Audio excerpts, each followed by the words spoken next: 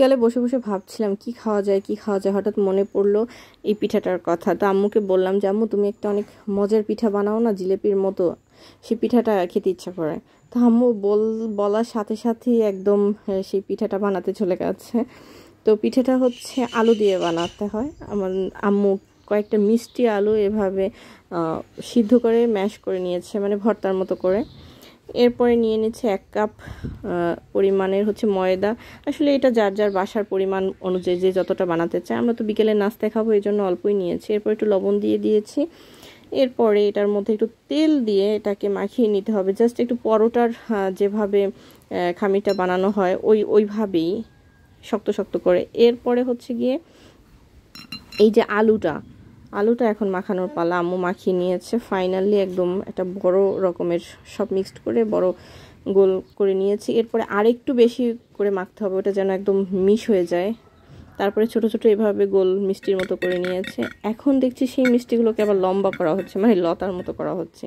এই যে এই লতাটা শেপ দেওয়া হচ্ছে এই কারণে এটাকে এরকম ভাঁজ করে একটা একটা গিঁট দেওয়া হবে, জাস্ট জিলেপির মতো দেখতে হবে অনেকটা।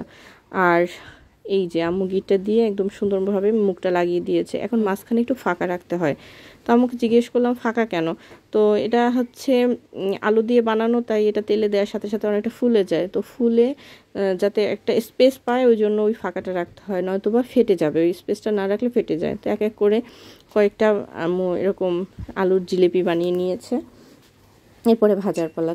তেল একটা কড়াইতে একটু গরম করে, হালকা গরম করে, মানে বেশি গরম করা যাবে না, কারণ বেশি গরম করে দিলে পিঠাটা দেওয়ার সাথে সাথে ফেটে যাওয়ার সম্ভাবনা থাকে, বা পিঠেটা অনেক সময় হয় যে উপর দিয়ে একদম লালচে ব্রাউন হয়ে গেছে, ভিতরে কাঁচা রয়ে গেছে। একদমই নিভু নিভু চুলে তারপরে পিঠাটা খুব ধৈর্য সহকারে ভাজতে হবে। তো আমার মনে হয় এক পার্ট এভাবে হয়েই গেছে। এরপরে বাকি পার্ট এখানে একটু বলে রাখি, এই যে কালারটা, এটা হচ্ছে যার যার রুচির উপরে। কেউ অনেকটা খয়েরি করে ফেলে, অনেকেই হচ্ছে একটু হালকা রাখতে পছন্দ করে, অনেকে বা আরেকটু সাদা রাখতে পছন্দ করে। তো এখানে আম্মু একটু শিরা করে নিচ্ছে, একদম ভাসতেছে শিরাটা। দারচিনি এলাচের একটা স্মেলও বের হয়ে গেছে। এরপরে হচ্ছে পিঠাগুলোকে একটু ভেজে এখন ঠান্ডা করে এই শিরার মধ্যে দিয়ে দেওয়া হচ্ছে। অনেকেই আছে দারচিনি এলাচের ঘ্রাণ পছন্দ করে না, কিন্তু আমার খুবই পছন্দ এটা। এক এক করে সব পিঠাগুলোকে দেওয়ার পরে একদমই ফুলে ফেপে উঠেছে।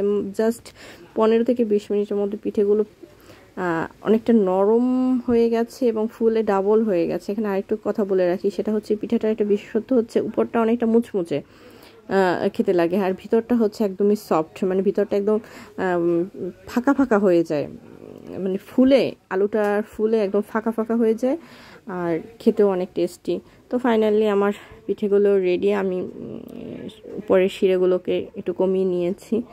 তো অনেক মজাদার একটা পিঠা, খুব সহজ উপায়, সবাই বানিয়ে খেতে পারবেন। ভালো থাকবেন, সুস্থ থাকবেন, আমার জন্য দোয়া করবেন। আল্লাহ হাফেজ।